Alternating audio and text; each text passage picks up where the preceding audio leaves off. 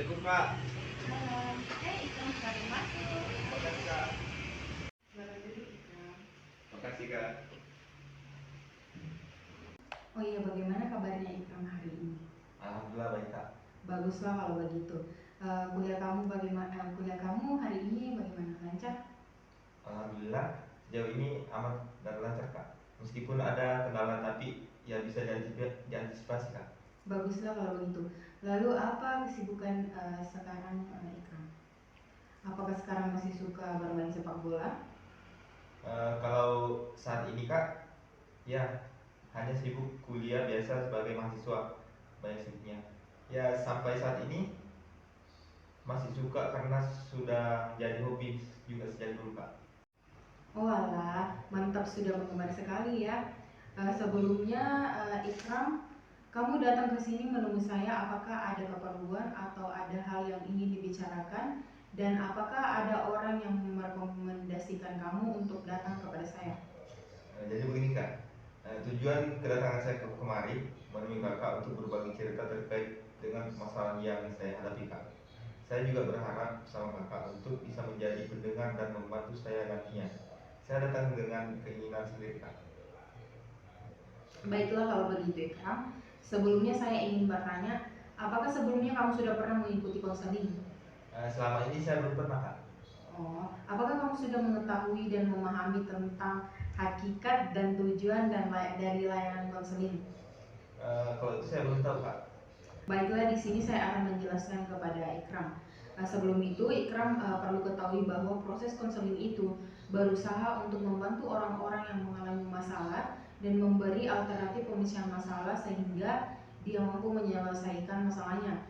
Maka dari itu diharap kerjasamanya antara saya dan sebagai konselor dan Ikram sebagai konseli yang sehingga pemecahan masalahnya tepat.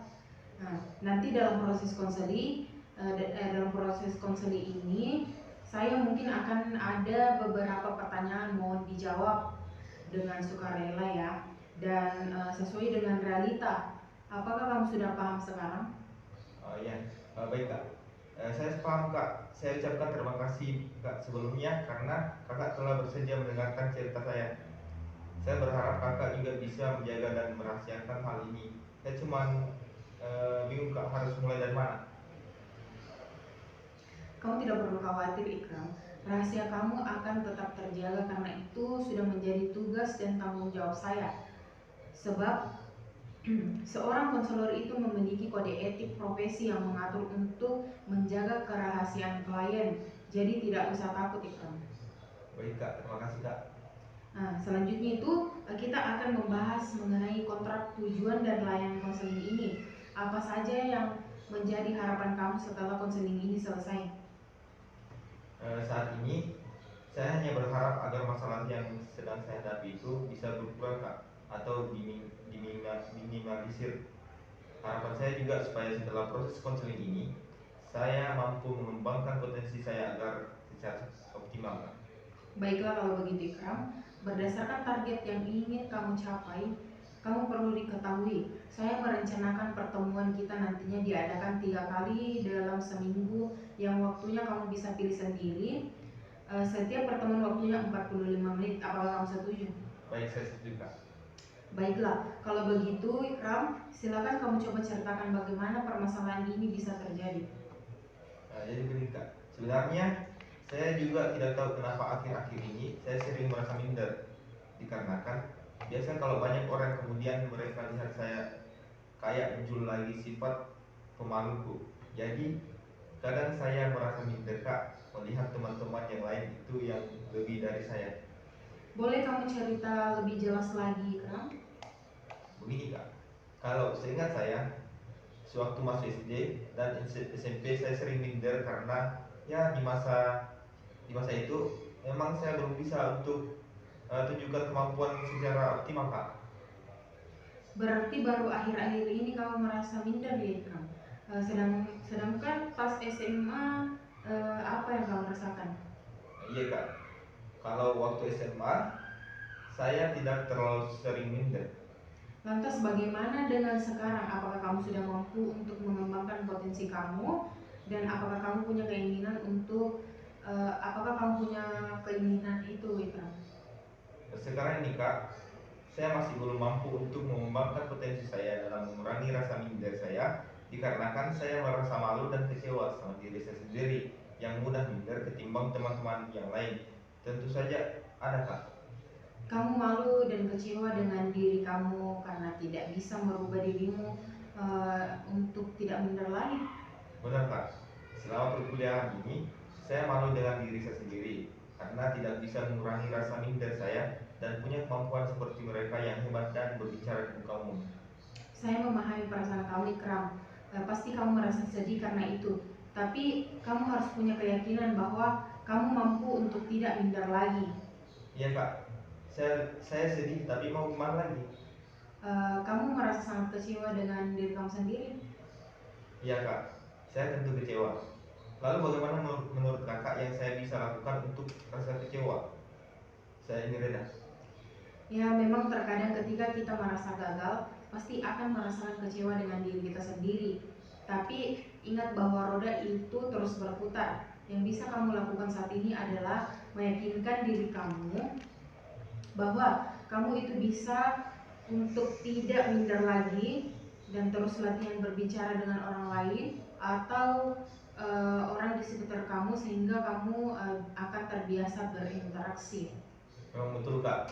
Terima kasih Kak atas usulannya. Insya Allah saya coba.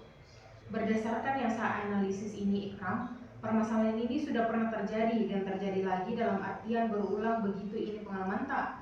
Saran lain yang dapat saya sarankan yaitu kamu harus banyak belajar dari orang-orang yang kamu lihat hebat dalam public speaking sehingga kamu merasa bahwa suatu saat kamu juga bisa seperti dia. Iya Kak, akan saya coba saran dari Kakak. Apakah Ikram merasa geram karena tidak bisa atau bahkan sulit untuk mengubah sikap kamu yang selalu minder itu ketika di depan umum? Iya Kak, saya merasa kecewa dan juga bingung kepada diri saya sendiri. Kamu merasa kecewa ya? Karena kamu sulit merubah sikap minder kamu itu dan juga insecure sama orang yang lebih baik dari kamu deh. Sehingga kamu kecewa dengan diri kamu sendiri. Iya Kak, tidak tahu kenapa saya sangat sulit untuk mengubah sikap minder saya. Akhir-akhir ini saya selalu berpikir kapan ya bisa seperti si A yang berani tampil di muka umum dan retorikanya bagus. Setiap berinteraksi dengan orang kayak saya selalu canggung Kak, karena rasa minder dalam diri saya. Saya selalu berkepikiran bagaimana supaya saya tidak minder lagi. Jadi, kamu merasa jengkel ya dek? Karena sifat minder kamu itu yang membuat kamu merasa bahwa kamu tidak akan bisa seperti si A. Dan hal itu yang selalu membuat kamu kepikiran untuk bagaimana agar tidak minder lagi. Benar Kak, beberapa waktu lalu saya telah mencoba untuk meminta teman saya untuk mengajar dan melatih saya agar tidak minder lagi. Bahkan saya bertanya kepada si A agar dia mau mengajar saya dalam berretorika dan bagaimana agar tidak minder ketika di depan umum. Tapi tetap saja Kak, masih kurang bisa agar tidak minder lagi. Kamu merasa bingung dan kecewa dengan diri kamu karena sulit merubah dirimu untuk tidak minder lagi. Benar Kak, selama ini saya kurang bisa mengontrol diri saya agar tidak minder. Selain itu Kak, selama perkuliahan ini saya malu dengan diri saya sendiri karena tidak bisa mengurangi rasa minder saya dan punya kemampuan seperti mereka yang hebat dan berbicara di muka umum. Akibatnya sampai sekarang saya masih sering minder Kak. Kamu merasa minder dan tidak yakin dengan kemampuan kamu ya? Karena tidak bisa mengoptimalkan keduanya.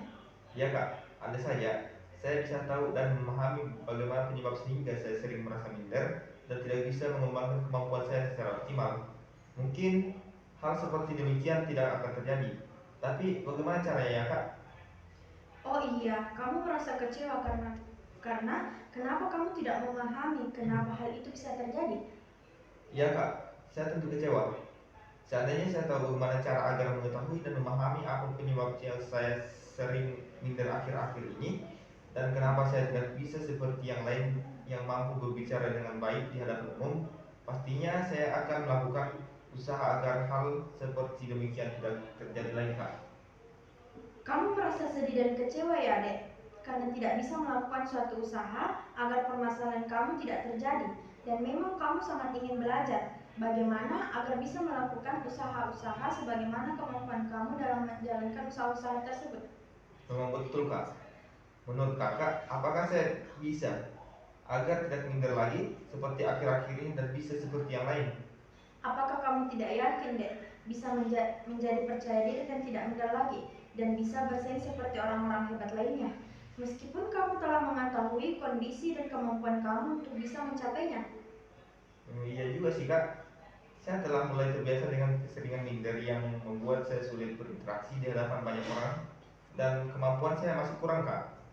Apakah kamu merasa sedih dan kecewa karena keseringan minder kamu dan kurang bisa mengoptimalkan potensi kamu? Iya kak, saya tentu sangat sedih dan kecewa dengan diri saya gara-gara ini terjadi kak.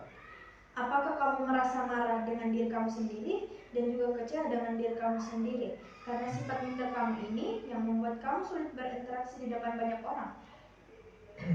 Benar kak, tapi memang benar dan seharusnya saya tidak boleh tinggal diam dalam menghadapi permasalahan saya ini, apalagi menyangkut pribadi saya dan interaksi dengan orang lain.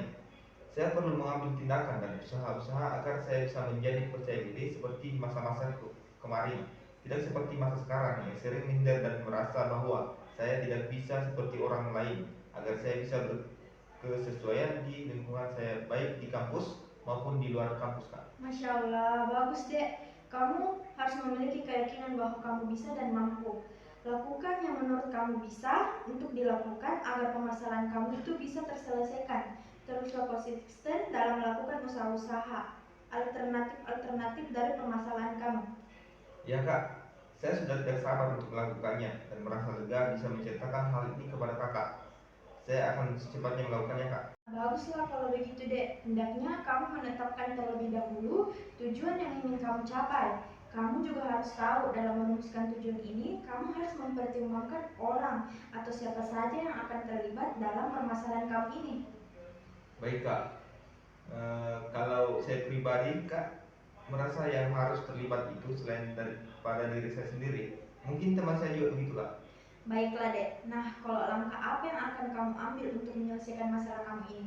Saya harus bisa untuk meningkatkan percaya diri saya kak, apalagi kalau di depan umum, dan saya juga harus banyak belajar dan latihan agar saya bisa percaya diri sehingga tidak sering minder lagi. Bagaimana cara kamu melakukan itu? Seperti yang saya katakan sebelumnya kak, saya akan berusaha meningkatkan percaya diri saya dan melakukan banyak latihan untuk meningkatkan percaya diri, serta saya juga akan belajar dengan orang-orang yang saya anggap percaya diri dan retorikanya bagus kak, sehingga dari dia saya dapat belajar juga kak. Dalam kondisi bagaimana kamu menyelesaikan masalah kamu ini? Ya mungkin saat saya punya waktu luang dan juga ketika berjumpa dengan teman saya yang lebih percaya diri. Nanti saat itu saya akan berbicara langsung dengannya kak. Baiklah dek, sekarang kamu juga harus melakukan penetapan standar, yaitu banyaknya latihan yang harus kamu lakukan, misalnya 4 atau 5 kali. Dalam kondisi bagaimana kamu menyelesaikan masalah kamu ini? Ya mungkin saat saya punya waktu luang kak, dan juga ketika berjumpa dengan teman saya yang lebih percaya diri. Nanti saat itu saya akan berbicara langsung dengannya kak. Baiklah dek, sekarang kamu juga harus melakukan penetapan standar, yaitu banyaknya latihan yang harus kamu lakukan, misalnya 4 atau 5 kali. Saya merasa sangat terganggu kak dengan masalah ini, karena itu saya ingin lebih belajar secara optimal kak. Oh iya, jadi kamu merasa sangat terganggu karena masalah ini, dan kamu juga ingin belajar secara optimal mungkin agar permasalahan kamu ini dapat terlaksanakan. Iya kak. Baiklah dek, kalau boleh tahu sebelumnya apakah kamu belum pernah mencoba untuk berusaha memahami apa yang sebenarnya membuat kamu sering merasa minder? Sudah kak, saya selalu mencoba untuk membiasakan diri agar tidak minder dengan beberapa cara. Namun hasilnya jauh daripada apa yang saya harapkan kak. Bisakah kakak menunjukkan cara lain yang bisa saya lakukan untuk mengatasi masalah ini? Tentu saja bisa. Beberapa cara lainnya yang bisa kamu lakukan adalah memulai berbicara di depan kaca, banyak ikut dalam kegiatan public speaking dan aktif bertanya, meminta tips agar percaya diri, dan tidak sering minder, dan juga bisa meminta bantuan teman atau seorang yang kamu anggap bisa membantu kamu, dalam artian bergaul dengan orang-orang yang punya percaya diri dan yang kamu anggap retorikanya bagus. Oke, baik Kak. Tetapi apa yang harus saya lakukan terlebih dahulu Kak? Sebelumnya, kamu melakukan program ataupun alternatif di atas deh. Kamu harus tahu, kita dapat menggunakan asosiasi bebas sebagai teknik konseling, yang mana asosiasi bebas merupakan salah satu peralatan dasar sebagai pembuka pintu keinginan, khayalan, konflik, serta motivasi yang tidak disadari. Sedangkan assertive training merupakan latihan untuk menegaskan perilaku. Kamu bisa memilih atau menguji alternatif atau setiap program yang tadi deh. Apa kemungkinan atau juga kerugian dan kebaikan serta hambatan yang terjadi untuk kamu bisa menggunakan lembar keseimbangan deh. Coba sekarang kita uji bersama mulai alternatif yang paling penting. Ya Kak, menurut saya yang terpenting adalah memperbaiki diri terlebih dahulu yang sering merasa minder Kak, dengan bantuan orang di sekitar saya. Akan tetapi beberapa alternatif terjadi membawa keuntungan bagi saya dan saya rasa tidak ada kerugiannya Kak. Nah baiklah, kalau begitu silahkan kamu pilih yang mana menurut kamu cocok dengan masalah kamu. Ya Kak, saya memilih untuk menggunakan assertive training sebagai teknik konselingnya Kak. Masya Allah, bagus deh. Itu adalah langkah awal yang baik untuk mencapai langkah itu. Kamu harus merencanakan langkah tahapan untuk mencapai langkah itu. Iya Kak, saya akan belajar mengenai assertive training Kak. Jadi kamu harus tahu langkah perantara memahami assertive training, dan itu adalah langkah pengantar dari program yang kamu ingin lakukan deh. Baik Kak, saya pasti akan lakukan. Di samping itu saya akan harus lebih giat belajar dan terus berusaha tentang itu Kak. Baiklah dek, bagus sekali. Jadi sublangkah perantara yang kamu rencanakan adalah lebih giat belajar dan terus berusaha, dan tentu kamu juga harus mempraktekkan teknik tersebut. Ya Kak, baik Kak. Jadi kapan kamu akan menyelesaikan program tersebut? Insya Allah pekan depan Kak. Baik dek, kamu bertekad menyelesaikan program tersebut pekan depan. Selanjutnya kapan kamu akan memulai kegiatan awal dek? Ya mungkin saat saya sudah ada waktu luang Kak. Saya usahakan dalam waktu dekat-dekat ini Kak. Saya tidak ingin menunda-nunda lagi Kak. Baiklah dek, kamu sudah tidak sabar lagi menunggu. Selanjutnya apa yang akan kamu lakukan pada hari kedua, ketiga? Insya Allah pada hari kedua saya akan mempelajari program dari assertive training Kak. Pada hari ketiga saya akan belajar memahami apa yang harus saya lakukan agar tidak sering merasa minder lagi Kak. Nah, baguslah kalau begitu dek, karena kamu sudah berkeinginan untuk latihan. Maka dari itu, kita akan memulai latihannya sekarang ya.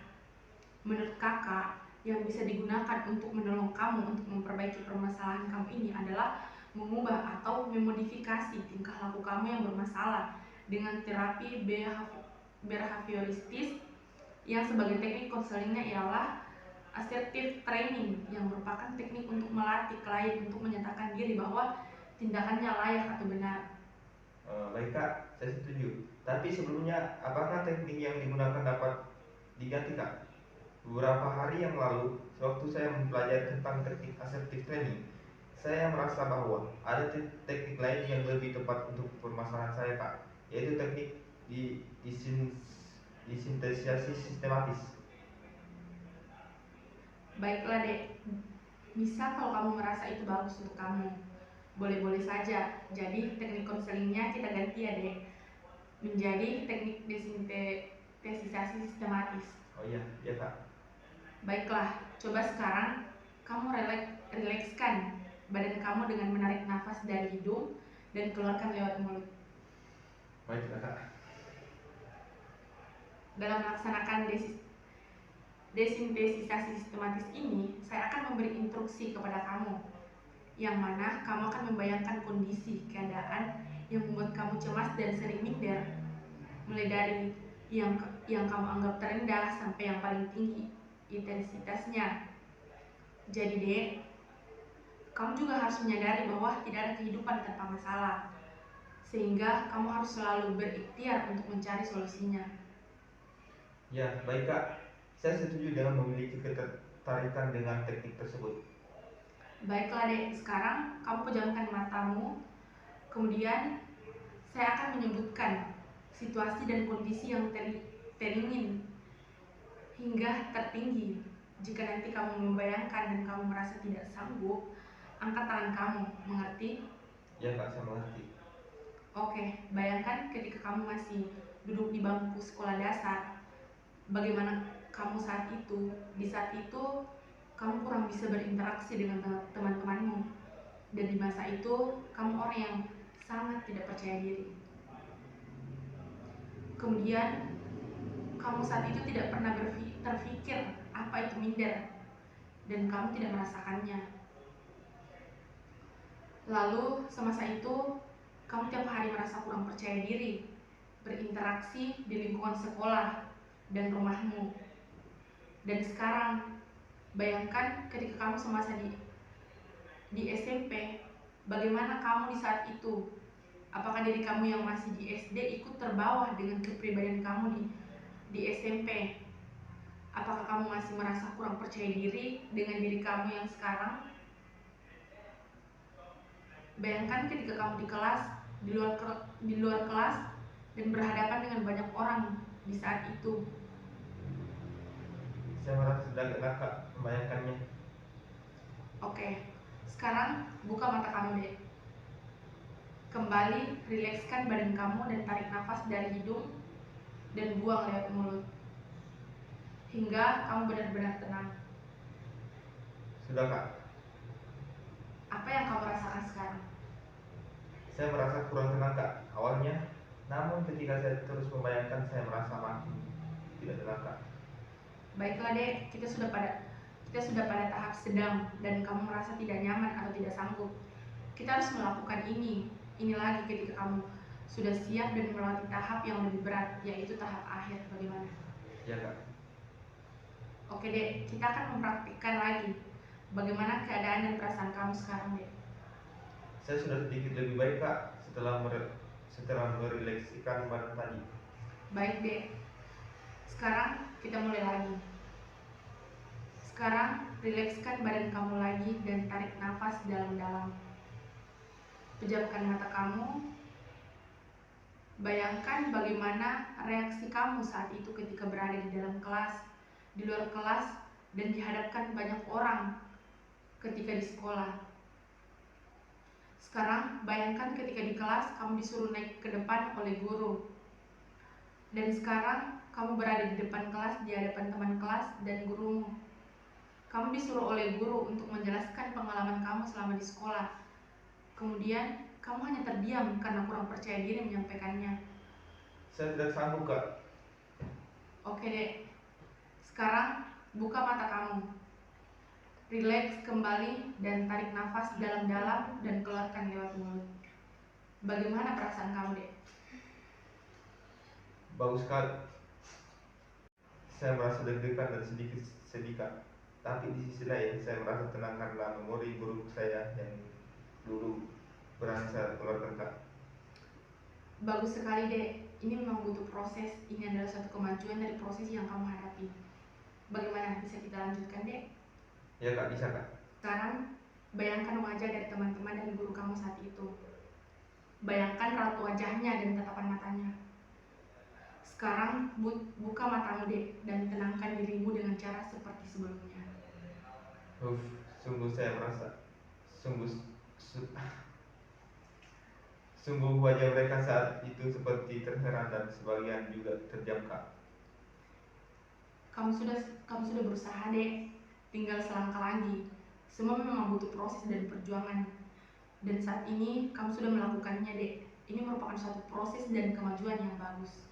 Ya kak, mari kita lanjutkan lagi kak. Baik dek. Kembali bayangkan apa yang kamu rasa ketika sudah turun dan duduk di bangku kamu. Sekarang buka mata kamu dek. Rilekskan badanmu, tarik nafas dalam-dalam dan keluarkan lewat mulut. Dan tenangkan dirimu. Saya merasa lega kak dan lebih baik. Bagus dek, kamu berhasil melewatinya. Ya kak, saya ucapkan terima kasih kak. Saya merasa baik dari sebelumnya. Nah baiklah dek, kamu harus tetap semangat dan jangan tidak percaya diri. Ketika sudah di depan umum, harus percaya diri ya dek. Kamu pasti bisa. Akan saya lakukan dan mencobanya kak. Baiklah, tampaknya waktu pertemuan kita hampir habis. Begitu ya kak? Nah, untuk memanfaatkan waktu yang tertinggal sedikit ini, kita akan lakukan beberapa hal, yaitu dapatkah kamu mengungkapkan kembali pokok-pokok hasil pembicaraan kita tadi? Tentu kak, saya akan mendalam pemahaman saya berkaitan dengan behavioristik dengan teknik disesiasi sistematis. Saya akan terus berlatih dan berusaha mencoba setiap alternatif yang kakak usulkan sesuai dengan kesepakatan kita kak. Oh, bagus sekali dek. Kamu telah memahami rencana untuk mengatasi yang kamu hadapi. Bagaimana perasaan kamu sekarang? Saya sekarang sudah merasa lega karena jalan keluar dari masalah saya sudah mulai nampak kak. Nah, sekarang kamu sudah tidak sering minder lagi. Itu bagus, agar kamu tidak lupa akan pokok-pokok hasil pembicaraan kita tadi. Maka catatan yang kakak buat ini bisa kamu bawa pulang dan pelajari lebih lanjut lagi. Terima kasih kak. Baiklah, seperti yang kamu rencanakan, kakak akan memberi pekerjaan rumah. Kamu harus berlatih setiap hari, di mana saja. Bagaimana dek? Ya kak, saya akan berusaha mengerjakannya. Baguslah, setelah kamu berlatih, kalau kamu tidak keberatan, kita akan bertemu lagi di sini pada hari dan jam yang sama. Tapi untuk apa diadakan pertemuan lagi kak? Dalam pertemuan itu, kita akan membicarakan pengalaman kamu selama berlatih. Bagaimana? Baiklah, saya setuju kak. Dengan cara itu saya akan tahu di mana letak kekurangan saya kak. Hari ini cukup sampai di sini saja ya pertemuan kita. Baik kak, kalau begitu kak. Terima kasih kak. Boleh pulang dan sampai bertemu lagi minggu depan. Baik kak, terima kasih kak. Mari kak.